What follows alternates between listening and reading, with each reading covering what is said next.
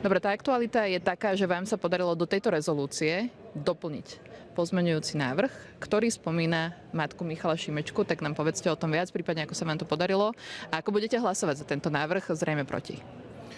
A za samotnú rezolúciu samozrejme budeme hlasovať proti. Ten pozmeňujúci návrh dala frakcia Patrioti. Dnes sme na to prišli, preto sme o tom aj verejnosť informovali. Je to súčasť ďalších pozmeňovacích návrhov, kde kritizujú napríklad aj Benešové dekrety, takže teraz ma staviate do zvláštnej polohy, kde na jednej strane musím neustále odbíjať útoky, že vlastne sme irelevantní, lebo sme nezaradení, nič nevieme dosiahnuť, na nič nemáme vplyv a teraz som tu zrazu obvinený, že sa Smeru podarilo cez tretiu najväčšiu frakciu niečo presadiť. Tak bolo by dobre si to nejak usporiadať, že ako to teda je, ale áno, treba povedať, že ten pozmeňovací návrh naozaj konkrétne menuje projekt Fórum, ktorý už 11 rokov vlastne dlží Európskej únii cez 100 000, ktoré sú exekuované, ale máma predsedu Progresívneho Slovenska deklaruje, že nemá žiadne peniaze.